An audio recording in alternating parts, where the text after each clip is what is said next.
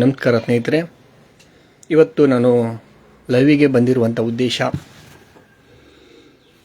ಈ ಹಿಂದೆ ಮಹಾತ್ಮ ಗಾಂಧಿ ಗ್ರಾಮೀಣ ಉದ್ಯೋಗ ಖಾತ್ರಿ ಯೋಜನೆ ಎಂದು ಹೆಸರಾಗಿದ್ದ ಯೋಜನೆಯನ್ನು ಈಗಿನ ನರೇಂದ್ರ ಮೋದಿ ಅವರ ನೇತೃತ್ವದ ಬಿಜೆಪಿಯ NDA ಸರ್ಕಾರವು ವಿಬಿಜಿ ಮತ್ತು ರಾಮಜಿ ಅಂತ ನಾಮಕರಣ ಮಾಡಿದೆಯಲ್ಲ, ಅದು ಕೇವಲ ನಾಮಕರಣವೋ ಅಥವಾ ಅದರಿಂದ ಏನು ಹುನ್ನಾರ ಇದೆ ಅನ್ನೋದನ್ನು ನಾವೆಲ್ಲರೂ ತಿಳ್ಕೊಳ್ಬೇಕಾಗ್ತದೆ. ಆ ನಿಟ್ಟಿನಲ್ಲಿ ಒಂದು ಸಣ್ಣ ಅಧ್ಯಯನವನ್ನು ನಾನು ಮಾಡಿದ್ದೇನೆ, ಅದನ್ನು ತಮ್ಮಿದ್ರೆ ಪ್ರಸ್ತುತಪಡಿಸ್ತಿದ್ದೇನೆ.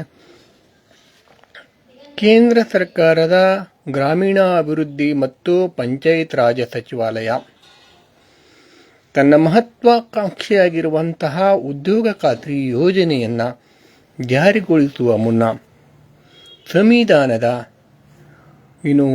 ಆರ್ಟಿಕಲ್ 21 ಜೀವಿಸುವ ಹಕ್ಕು ಅಂದರೆ ಕೆಲಸದ ಹಕ್ಕು, ಈ ಒಂದು ಆಧಾರದಲ್ಲಿ ಈ ಯೋಜನೆ ಆರಂಭವಾದದ್ದು. ಅಂದರೆ ಗ್ರಾಮೀಣ ಪ್ರದೇಶದಲ್ಲಿರುವಂಥ ಕೂಲಿ ಕಾರ್ಮಿಕರು ಬಡವರನ್ನು ಮೇಲೆತ್ತಕ್ಕೆ ಅವರಿಗೆ ಉದ್ಯೋಗವನ್ನು ದೊರಕಿಸಿಕೊಡೋಕ್ಕೆ ಈ ಯೋಜನೆ ಆರಂಭ ಆಯಿತು.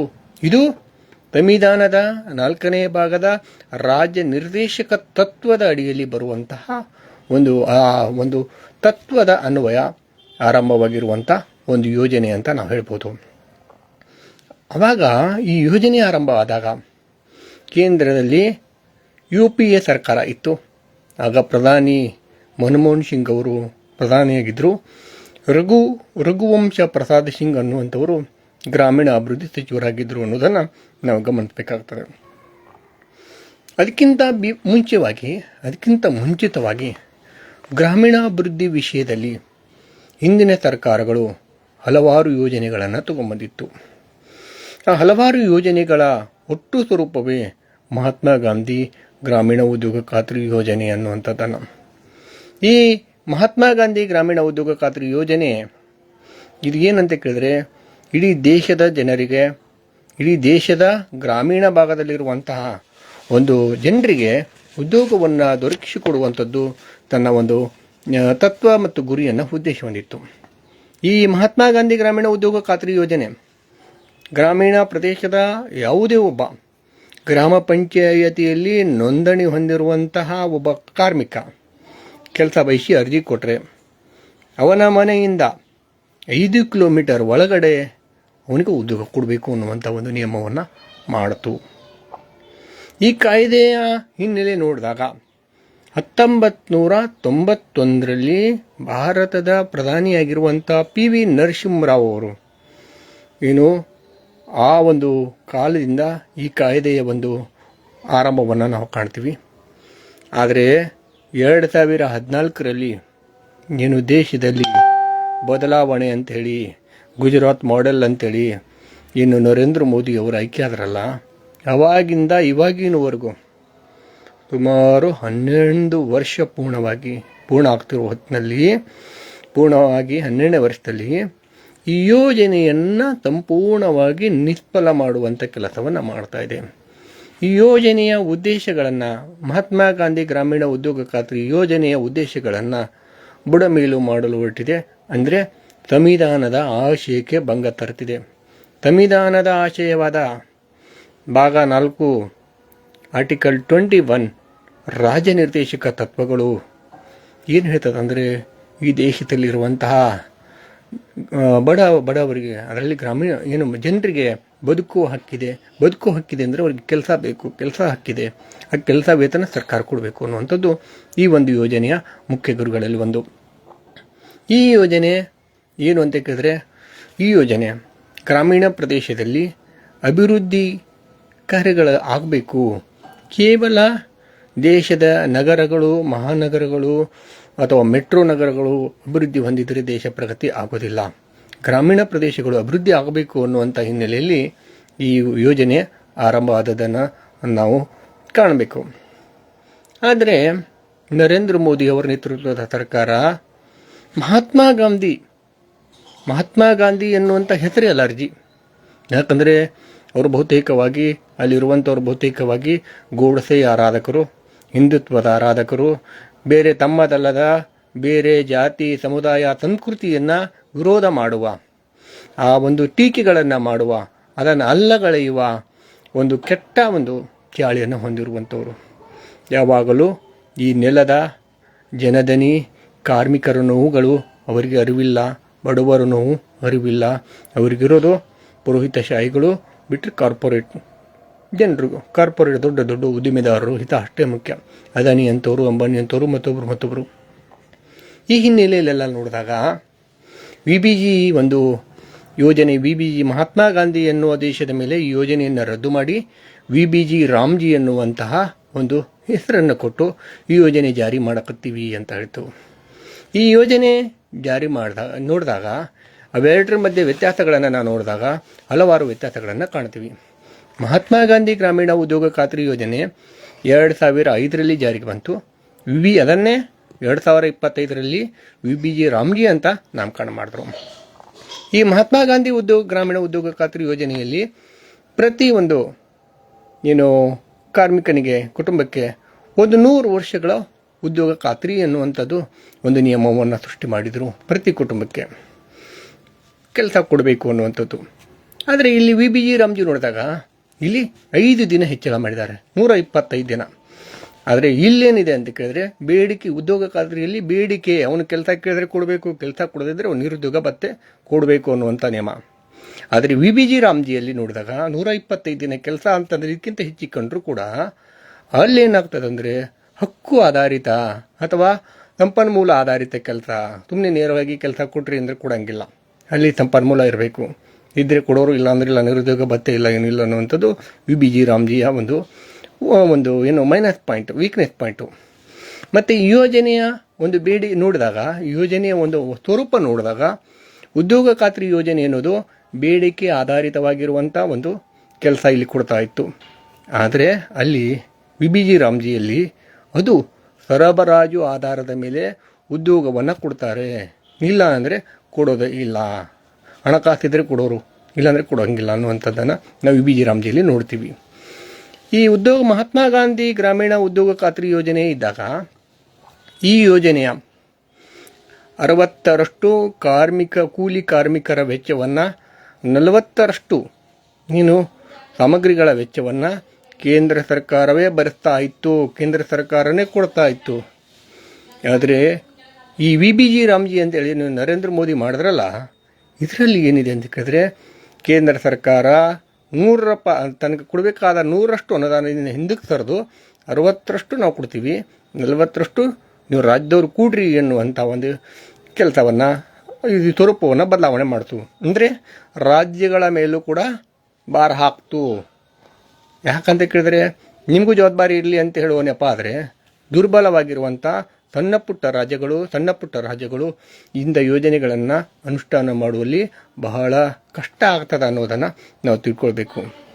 ಅದರ ಜೊತೆಗೆ ಈ ಮಹಾತ್ಮ ಗಾಂಧಿ ಗ್ರಾಮೀಣ ಉದ್ಯೋಗ ಖಾತ್ರಿಯಲ್ಲಿ ಕೆಲಸ ಅಗತ್ಯ ಇದ್ದಾಗ ಯಾರು ಕೇಳ್ತಾರೋ, ಯಾರು ಬೇಡಿಕೆ ಆಧಾರದ ಮೇಲೆ ಕೇಳ್ತಾರೋ, ನನಗೆ ಕೆಲಸ ಬೇಕಂತ ಕೇಳ್ತಾರೋ, ಅವಾಗ ಯಾವಾಗಲೂ ಕೆಲಸ ಮಾಡ್ಬೋದಿತ್ತು. ಅದಕ್ಕೆ ಮಳೆಗಾಲ ಇರಲಿಲ್ಲ, ಚಳಿಗಾಲ ಇರಲಿಲ್ಲ, ಬೇಸಿಗೆಕಾಲ ಇರಲಿಲ್ಲ. ನನ್ನ ಮನೆಯಲ್ಲಿ ಲೇಬರ್ ಕಾರ್ಡ್ ಇದೆ ಅಂದರೆ ನಾವು 4 ಜನ ಇದ್ದೀವಿ, 10 ಜನ ಇದ್ದೀವಿ, 8 ಜನ ಇದ್ದೀವಿ, 1 ಇದ್ದೀವಿ, 3 ಜನ ಇದ್ದೀವಿ ಅಂದರೆ ಅರ್ಜಿ ಕೊಟ್ಟು ನನಗೆ ಕೆಲಸ ಕೊಡಿ, ನಾನು ಖಾಲಿ ಕೂತಿದ್ದೀನಿ, ನನಗೆ ಕೆಲಸ ಇಲ್ಲ, ನಾವು ಬದುಕೋಕ್ಕೆ ಅಗತ್ಯ ಇದೆ ಅಂತ ಅರ್ಜಿ ಕೊಟ್ಟರೆ ಅಲ್ಲಿ ಕೆಲಸ ಸಿಗ್ತಿತ್ತು. ಆದರೆ VBG ರಾಮ್ಜಿಯಲ್ಲಿ ಇಲ್ಲ. ಅದು ಕೇವಲ ಅಂದರೆ ಮಳೆಗಾಲ ಟೈಮ್ನಲ್ಲಿ ಮಾತ್ರ ಕೆಲಸ ಸಿಗ್ತದೆ. 60 ದಿನಗಳ ಕೃಷಿ ಆಧಾರಿತ ಕಾಲದಲ್ಲಿ, ಅಂದರೆ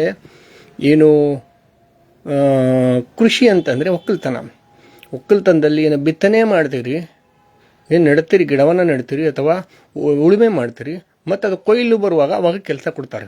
ಅದು ಬಿಟ್ಟು ಉಳಿದ ಟೈಮ್ದಲ್ಲಿ ಕೆಲಸ ಕೊಡೋದಿಲ್ಲ. ಅದು 60 ಭಾಗ ಮಾತ್ರ ಕೃಷಿ ಆಧಾರಿತ, 60 ದಿನಗಳು ಅನ್ನುವಂಥದ್ದನ್ನು ನಿಯಮವನ್ನು ಹೇಳಿದ್ದಾರೆ. ಆದರೆ ಉದ್ಯೋಗ ಖಾತ್ರಿಯಲ್ಲಿ ಹಂಗಿರಲಿಲ್ಲ. ಯಾವುದೇ ಕೆಲಸ ಇದ್ದರೂ ಮಾಡಬೇಕು. ಅದು ಉದ್ಯೋಗ ಕೃಷಿ ಆಧಾರಿತ ಇರಲಿ, ಮತ್ತೊಂದಿರಲಿ, ರಸ್ತೆ ಇರಲಿ, ಯಾವುದಾರ ಇರಲಿ. ಆದರೆ VBG ರಾಮ್ಜಿಯಲ್ಲಿ ಅದು ಇಲ್ಲವೇ ಇಲ್ಲ ಅನ್ನುವಂಥದ್ದನ್ನು ನಾವು ಭಾಳ ಕೂಲಂಕುಷವಾಗಿ ನಾವು ಗಮನಿಸಬೇಕಾಗಿದೆ. ಮತ್ತು ಇಲ್ಲಿ ಏನು ಅಂತ ಕೇಳಿದ್ರೆ ಮಹಾತ್ಮ ಗಾಂಧಿ ಗ್ರಾಮೀಣ ಉದ್ಯೋಗ ಖಾತ್ರಿ ಯೋಜನೆ ಇದರೊಳಗೆ ಕೆಲಸ ಮಾಡಿದ ವ್ಯಕ್ತಿ ಅಥವಾ ಕಾರ್ಮಿಕನಿಗೆ 15 ದಿನದಲ್ಲಿ ಆತನ ಖಾತೆಗೆ ಹಣವನ್ನು ಜಮಾ ಮಾಡಲಾಗ್ತಿತ್ತು. 15 ದಿನ ಕೆಲಸ ಮಾಡಿದ ಮೇಲೆ ಅಟೆಂಡೆನ್ಸ್ ಕೊಟ್ಟ ಮೇಲೆ 15 ದಿನದಲ್ಲಿ ಜಮಾ ಮಾಡ್ತಿತ್ತು. ಆದರೆ ಇಲ್ಲಿ ಹಂಗಿಲ್ಲ.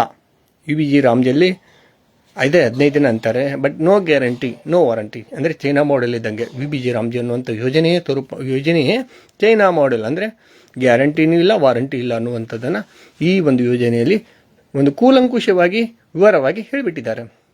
ಮತ್ತು ಇವೆರಡು ಯೋಜನೆಗಳನ್ನು ನಾವು ಮತ್ತು ಫೋಕಸ್ ಆಗಿ ನೋಡಿದಾಗ ಈ ಮಹಾತ್ಮ ಗಾಂಧಿ ಗ್ರಾಮೀಣ ಉದ್ಯೋಗ ಖಾತ್ರಿ ಯೋಜನೆ ಗ್ರಾಮ ಪಂಚಾಯಿತಿಯ ಮಟ್ಟದಲ್ಲಿ ಅಭಿವೃದ್ಧಿ ಕೆಲಸ ಮಾಡಲಿಕ್ಕೆ ಇತ್ತು. ಅಂದರೆ ಆಯಾ ಗ್ರಾಮ ಪಂಚಾಯಿತಿ ಜನ ತಮ್ಮ ಪಂಚಾಯಿತಿ ವ್ಯಾಪ್ತಿಯಲ್ಲಿ ಕೆಲಸ ಮಾಡ್ಬೋದು. ಯಾವುದೇ ಯೋಜನೆ ಕೈಗೊಂಡ್ರೆ, ಯಾವುದೇ ಕೆಲಸ ಮಾಡಿದ್ರೆ ಆ ಪಂಚಾಯಿತಿ ಒಳಗೆ ಮಾಡಬೇಕಾಗಿತ್ತು.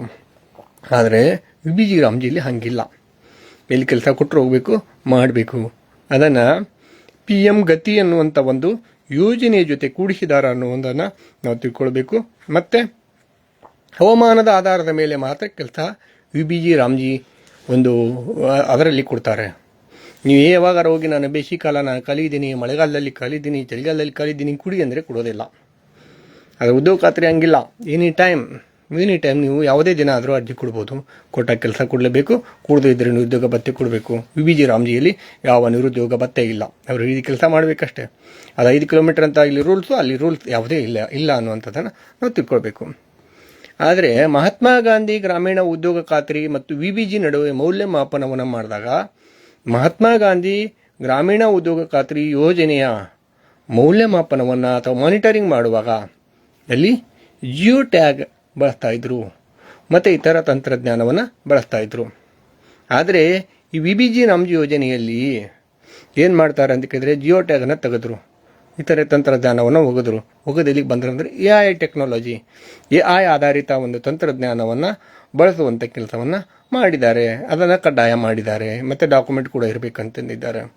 ಅಂದರೆ ನಾನು ಹೇಳ್ತಾ ಇರೋದು, ಕೇಂದ್ರ ಸರ್ಕಾರ ರೈತ ವಿರೋಧಿ ಇದೆ, ಗ್ರಾಮೀಣ ಪ್ರದೇಶದ ವಿರೋಧಿ ಇದೆ, ಜನ ವಿರೋಧಿ ಇದೆ. ಹಾಗಾಗಿ ಈ ಯೋಜನೆಯನ್ನು ನೇರವಾಗಿ ಹಿಂತೆಗೆದುಕೊಳ್ಳುವಂತೆ ಮಾಡದೆ ನಿಧಾನವಾಗಿ ವಿಷ ಉಣಿಸುವ ಕೆಲಸವನ್ನು ಮಾಡುವ ಮೂಲಕ ಗ್ರಾಮೀಣ ಜನರ ಬದುಕನ್ನು ದುರ್ಬಲ ಅಥವಾ ದುರ್ಲಭ ಮಾಡುವಂಥ ಕೆಲಸವನ್ನು ಮಾಡಿದೆ ಅಂತ ಹೇಳಕ್ಕೆ ಇಷ್ಟಪಡ್ತೀನಿ. ಹಾಗೆಯೇ ಈ ಒಂದು ಯೋಜನೆಗಳು ಏನಿದೆ ಅಂದರೆ UBGಯಲ್ಲೂ ಕೂಡ ಗ್ರಾಮೀಣ ಪ್ರದೇಶದಲ್ಲಿ ಮೂಲಭೂತ ಸೌಕರ್ಯಗಳನ್ನು ಒದಗಿಸುವುದು, ಜೀವನೋಪಾಯ ಮತ್ತು ಸ್ವಚ್ಛತಾ ಕೆಲಸಗಳ ಬಗ್ಗೆ ಮಾತ್ರ ಇರ್ತದೆ. ಆದರೆ ಮಹಾತ್ಮ ಗಾಂಧಿ ಗ್ರಾಮೀಣ ಉದ್ಯೋಗ ಖಾತ್ರಿ ಯೋಜನೆ ಇದೆಯಲ್ಲ, ಅದು ಒಂದು ಕೃಷಿ ತೋಟಗಾರಿಕಾ ಆಧಾರಿತ ಬೆಳೆಗಳು ಹಿಡಿದುಕೊಂಡು ಅಣೆಕಟ್ಟು ಹಿಡಿದು ರಸ್ತೆಗಳನ್ನು ಹಿಡ್ಕೊಂಡು ಎಲ್ಲ ಕೆಲಸಗಳನ್ನು ಗ್ರಾಮೀಣ ಪ್ರದೇಶದಕ್ಕೆ ಅಗತ್ಯವಾಗಿರುವಂಥ ಮೂಲಭೂತ ಮತ್ತು ಬಹುಮುಖ್ಯವಾಗಿರುವಂತಹ ರಾಷ್ಟ್ರೀಯ ಸಂಪತ್ತನ್ನು ಸೃಷ್ಟಿ ಮಾಡುವಂಥ ಕೆಲಸವನ್ನು ಮಹಾತ್ಮ ಗಾಂಧಿ ಗ್ರಾಮೀಣ ಉದ್ಯೋಗ ಖಾತ್ರಿ ಯೋಜನೆ ಆಶಯ ಹೊಂದಿತ್ತು. ಇವೆಲ್ಲ ನೋಡಿದಾಗ UBG ರಾಮ್ಜಿ ಅಂತ ಹೆಸರು ಮಹಾತ್ಮ ಗಾಂಧಿ ಗ್ರಾಮೀಣ ಉದ್ಯೋಗ ಖಾತ್ರಿ ಯೋಜನೆಗೆ ನಾಮಕರಣ ಮಾಡಿರುವುದು ಇದು BJP ಸರ್ಕಾರದ ಏನಂತ ಕೇಳಿದ್ರೆ ಒಂದು ಜನ ವಿರೋಧಿ ನೀತಿ. UBG ರಾಮ್ಜಿ ಅಂತಂದರೆ ಅವ್ರ ಪ್ರಕಾರ ಏನು ಅಂತ ಕೇಳಿದ್ರೆ UBG ರಾಮ್ಜಿ ಅಂದರೆ ವಿಕಾಸ ಭಾರತ ಸಂಬಂಧಪಟ್ಟಂಗೆ ಹೇಳ್ತಾರೆ ಅವರು. ವಿಕಾಸ ಭಾರತ ಗ್ಯಾರಂಟಿ ಅಂತ ಹೇಳ್ತಾರೆ, ಅಥವಾ ರಾಮ್ಜಿ ಅಂದರು ಅದೇ ಡೆಫಿನೇಷನ್ದಲ್ಲಿ ಹೇಳ್ತಾರೆ. ಆದರೆ ಈ ಒಂದು ಯೋಜನೆಯನ್ನು ಮಣ್ಣು ಮಾಡಲಿಕ್ಕೆ ಏನೇನು ಮಾಡಬೇಕು ಅವೆಲ್ಲವನ್ನು BJP ನಾಯಕರು ಮಾಡಿದ್ದಾರೆ. ಹಾಗಾಗಿ ಇದನ್ನು ನಾವೆಲ್ಲರೂ ನಾಡಿನ ಪ್ರಜ್ಞಾವಂತ ಜನರು ವಿರೋಧ ಮಾಡಬೇಕು. ಮಹಾತ್ಮ ಗಾಂಧಿ ಗ್ರಾಮೀಣ ಉದ್ಯೋಗ ಖಾತ್ರಿ ಆಶಯಗಳು, ಉದ್ದೇಶಗಳು, ಅನುದಾನ, ಮೌಲ್ಯಮಾಪನ ಮೊದಲಿನಂತೆ ಇರಬೇಕು ಅನ್ನೋದು ಆಗ್ರಹಿಸಬೇಕು. ಅದೊಂದು ಜನ ಆಂದೋಲನ ಚಳವಳಿ ಆಗಬೇಕು ಅನ್ನೋದು ನನ್ನ ಆಶೆ ಆಗಿದೆ. ಸ್ನೇಹಿತರೆ, ತಮ್ಮೆಲ್ಲರಿಗೂ ನಮಸ್ಕಾರಗಳು.